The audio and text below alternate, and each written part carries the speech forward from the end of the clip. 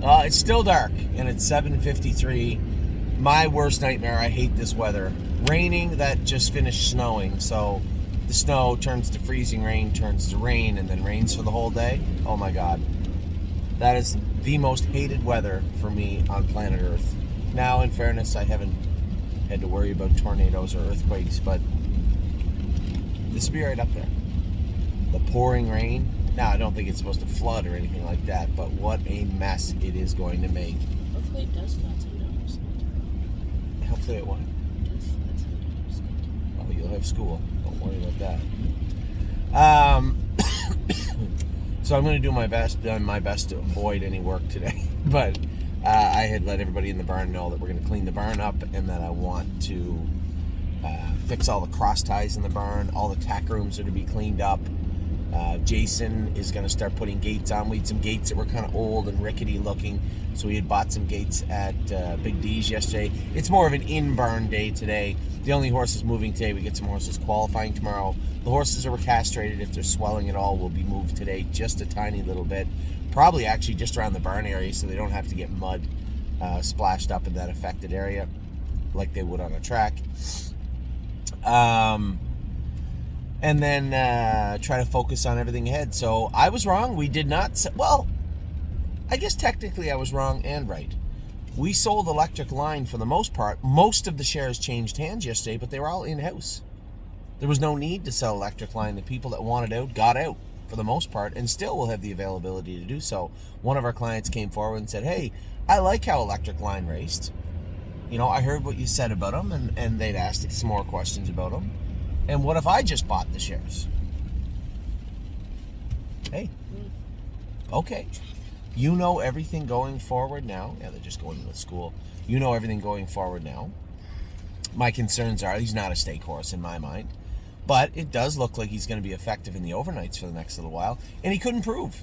You have to remember, first and foremost, he's a 2-year-old turning 3. He's still just a baby. So his line the other day, although it wasn't sparkling, the mile itself was mildly impressive for a horse that had been making breaks and we really didn't know what to do with him.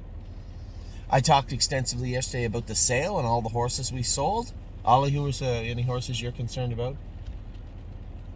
Really? We sold 7 yesterday. Yeah. Who did we sell? Rito's Lady. He wasn't in the car when you were talking. Oh, that's right. Rito's Lady sold. Think of Galaxy sold. No. I know. I didn't think she'd sell either, but it was a lot of money. $84,000 for Think of Galaxies. We ended up selling all gas, no brakes after the sale, so he'll be leaving us also. Anyway, it was a pretty decent sale, I think, for the most part. You win so much, though. Who's that? Think of that. Yeah, she's a really good mare. It was really tough. That was a very, very tough one for me. One of the toughest ones in quite a while for me. Didn't you say that you didn't want to sell that one horse that would Stay like, close. that would like raise his head when you called him? What was that horse's name? Patrick something. Oh, I loved him. LD, I did sell him. LD's Patrick. I love that horse. Anyway, sales over. Everything's over. Let's talk about last night. I had an email from somebody this morning, Darcy, a good friend of mine, a client of ours, concerned, didn't like that. You know, and I like that our clients are used to me racing the horses hard regardless. But you have to be cognizant of the reality. If you're the outside, like Spitfire Overseas, they're not going to get raced hard. And that would be the same if James drove them or most everybody. And in fact, when I drove Spitfire Overseas out of the 9-hole, he also got away last at Dayton when we raced there. So you kind of have to, you hope that a couple of horses make breaks and he weaves out and the front end collapses. Sure, the 9-horse can win. But if you go out of there at Miami Valley with him, all you're going to do is be left with a bridle at the end of the race. And you don't want that, especially for a horse coming off a kind of lackluster race, his last start at Dayton, and then a break the start before that. I thought the horse raced great. Thought he raced great. And I know it's hard because everybody sees Spitfire and says, he's such a good horse. You know, can he not, and valid question, can he not race somewhere else? Yeah. He's going to race in probably the Open because that's what they're mixing the Numbers at 10 with at the Meadows. And we have a horse there right now. 2 horses there right now that could potentially be a conflict. No, we could. Well, we have more than that. But I'm just talking about in that class, honey. And then he said Mohawk. Sure, we could go to Mohawk and. We do take horses to school sometimes. We could take him to Mohawk and have his head beat in like Carter Michael Dio. They're virtually the same horse. Carter Michael Dio may not have won in 52, but he was injured all summer when he could have been getting there. And historically speaking, and I would say after sitting behind both of them, very, very similar horses. Neither one of them wants any part of Locatelli or those 5-year-olds and up, those aged horses. And unfortunately, that's where he has to race. So it's a little frustrating. I get it.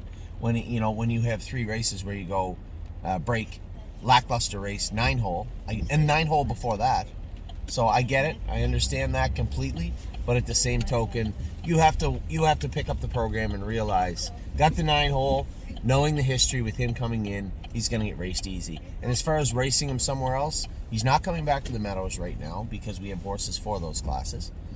And we have horses hopefully heading towards those classes. Carter Michael Dio fits in Elmer's of 5. Winners of not more than 5, but as soon as he gets out of there, it shouldn't be a short jump to where Spitfire is, and quite frankly, I think Spitfire can do in Miami Valley. I thought the horse looked great finishing up his mile yesterday. Wait, Miami Valley? Yes, they switched to Miami Valley, but you just have to be able to look at the context of everything going on. Yes, he could go to the Meadowlands, but the Meadowlands also is a mixed bag like Mohawk. They just kind of throw the classes together. I would like to pick up the program and know these are likely the horses I'm racing against next week. I can't tell you that at Mohawk or the Meadowlands. The Meadows is going to be very tough for him right now, and I don't really think there's a reason to move him away from Miami Valley. Certainly isn't Stacy or Brett's fault the horse drew 9, and I thought he did everything he could and got everything he could last night with the horse. If that horse in the last turn that made a break in front of him is continuing to advance and pin down the rest of the horses, he's an easy third.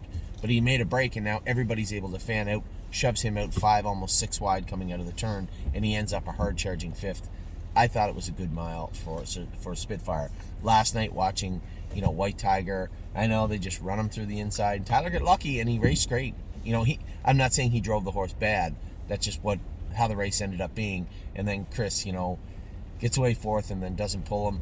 Part of me is screaming at the TV quietly to move the horse, and there's another part saying, come on, man, you know what's going to happen if he comes first over with that horse in the last turn. It's not going to work out. It's not going to work out very well for him.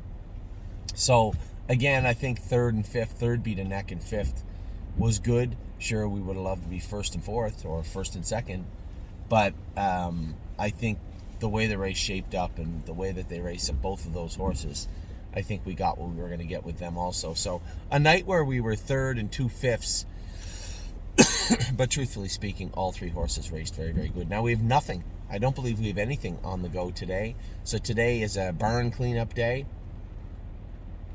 And a good day to catch up on a lot of stuff that we got to get caught up on. So now, obviously, the top of my list, aside from all the physical stuff, will be bringing the horses out of the field. Okay, this is where this horse and this horse and this horse is going, and this is how they're going to look. Of course, people are calling. And by the end of the day, I want to have a lot of things straightened out. So although it's an unproductive day overall at the barn because the horses aren't going to move much today, it's going to be productive in the sense that we're going to have a lot more stuff in line and moving forward after today. So a decent day yesterday on the track, a decent day at the sale.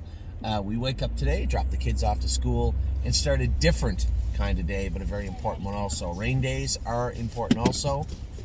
Doesn't get much rainier than today. Take care, everybody.